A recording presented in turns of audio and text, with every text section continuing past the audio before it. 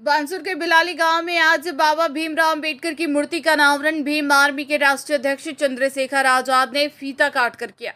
इस दौरान राष्ट्रीय अध्यक्ष का बानसूर सीमा में प्रवेश करने पर जगह जगह स्वागत किया गया। इस दौरान ज्ञानपुरा से युवाओं ने बाइक रैली से कार्यक्रम स्थल तक लेकर गए। सैकड़ों की संख्या में युवा मौजूद रहे।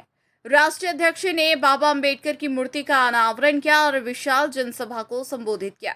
इस दौरान कांग्रेस नेता राकेश दाइमा के घर पर खाना वगैरह का कार्यक्रम रखा गया और भीम आर्मी चीफ का युवा नेता राकेश दाइमा की टीम व कार्यकर्ताओं ने जोरदार स्वागत किया।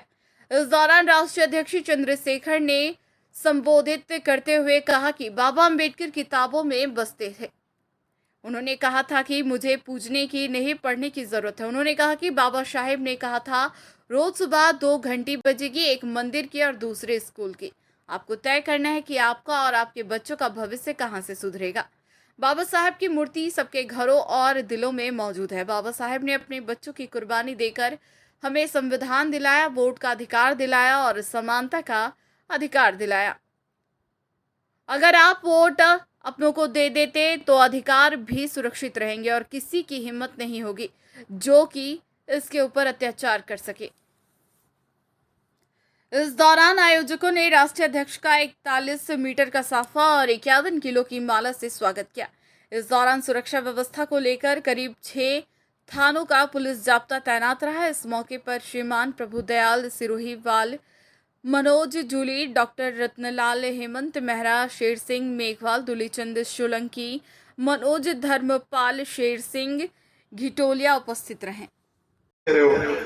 आजमाए हुए को आजमाओगे तो वही मिलेगा जो मिलता है। इसलिए आपसे कह रहा हूं, आप अपनी ताकत बनाओ, अपने हाथों को मजबूत करो। हमारे यहाँ नहीं, इस बात को मजबूत करो कि चलो छोड़ो, इस बार हम उनके साथ नहीं, इस बार हम अपने भाई को मौका देके देखते हैं और फिर देखना बदलाव होता है नहीं होता। मैं आपको फ्री वाला नहीं, मैं आपको ताकत वाला जीवन दूंगा, स्वाभिमान सम्मान वाला, और आपके हाथों को इतना मजबूत करूंगा कि आपको किसी के आगे हाथ नहीं फैलाना पड़ेगा। ये लोकतंत्र है, इस लोकतंत्र में जनता मालिक है। इसलिए आपसे कहने के लिए आया हूं, मेरी वजह से आज आप भीगे, मुझे बड़ी तकलीफ होगी जाते हुए, और स्पेशली मेरी माँ बहनों के लिए मैं हाथ जोड़ के माफी चाहता हूं। मेरी वजह से आपको भीगना पड़ रहा है। मेरा बस चले तो मैं अपने शरीर की छतरी बना के आपको भीगने ना दूं, मैं सच बता रहा हूं। लेकिन मैं सोचो, मैं सिर्फ माला पहन के चला जाऊं या माला चढ़ा के चला जाऊं तो भी काम नहीं चलेगा। मुझे तैयार तो आप लोग करना पड़ेगा ना। अगर मैं आपको नहीं समझाऊंगा तो कौन समझाएगा बताओ। तो मैं आपको समझाने के लिए आया हूं। इसी तरह से हमारे महापुरुष गांव गांव घूम के लोगों को तैयार कर रहे थे, फिर जब समाज तैयार हुआ तो ताकत बनी। तो इसलिए आपसे कह रहा हूं, ये जो बहनें बैठी, बताओ रोजगार चाहती हो नहीं चाहती हो बताओ। जो पढ़ लिख रही है बहनें पहले बताओ, उनसे पूछेंगे रोजगार चाहती हो नहीं चाहती हो बताओ। जो माए हमारी बहनें शिक्षित घर में बैठी हो, घर में रोजगार चाहती हो नहीं चाहती हो बताओ। नहीं तेज आवाज बताओ, ऐसे ही कुछ नहीं मिलने वाला। बताओ चाहती हो नहीं चाहती हो बताओ। अपने बच्चों के लिए अच्छी पढ़ाई चाहती हो नहीं चाहती हो बताओ। जो आपके बच्चे पढ़ लिख के घर पे घूम रहे हैं उनके लिए रोजगार चाहती हो नहीं चाहती हो बताओ। तो फिर वो मांगने से नहीं मिलेगा, उसके लिए अपनी शक्ति बनानी पड़ेगी आप, ठीक है। तो शक्ति बनाओ, ठीक है। बहुत बहुत धन्यवाद। जय भीम, जय भारत, जय मंडल, जय जोहार, जय संविधान।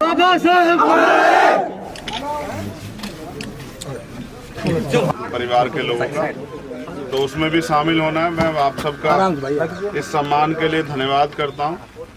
और हालात क्या हैं ये आप मुझसे बेहतर जानते हैं। राजस्थान के हालात क्या हैं, क्या स्थिति है नौजवानों की, महिलाओं की, किसानों की, मजदूरों की, ये सारी आपके सामने है।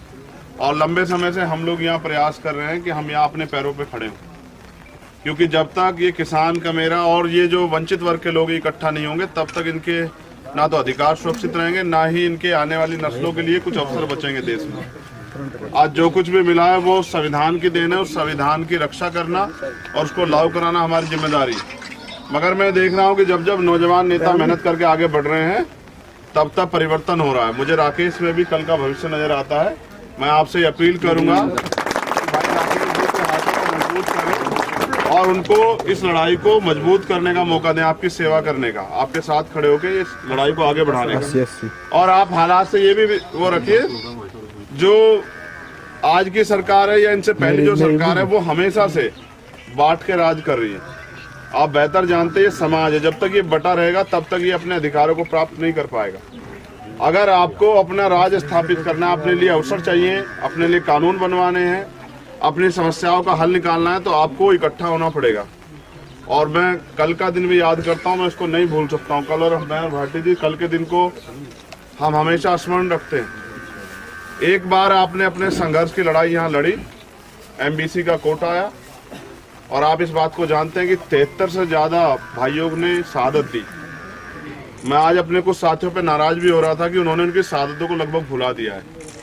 हमारा प्रयास रहेगा कि अगली बार हम उन 73 परिवारों का सम्मान अपने दम पे करेंगे वहाँ जयपुर में, क्योंकि अगर इस तरह से समाज के लिए बलिदान देने वालों को हमने नकार दिया तो कोई समाज की लड़ाई लड़ने के लिए खड़ा नहीं। तो मैं आप सबका धन्यवाद करता हूँ और ये उम्मीद करता हूँ कि जैसे आपने सब लोगों को मौका दिया, मैं, हमारे नेता सतपाल चौधरी जी, मीना जी, भाई अनिल जी, हम सब लोग, रविंद्र भाटी जी, हम पूरे देश में प्रयास कर रहे हैं कि ये इन वर्गों में एकता बने और इस भाईचारा बना के हम लोग अपनी ताकत बनाएं, क्योंकि हमने सब पे भरोसा करके देख लिया।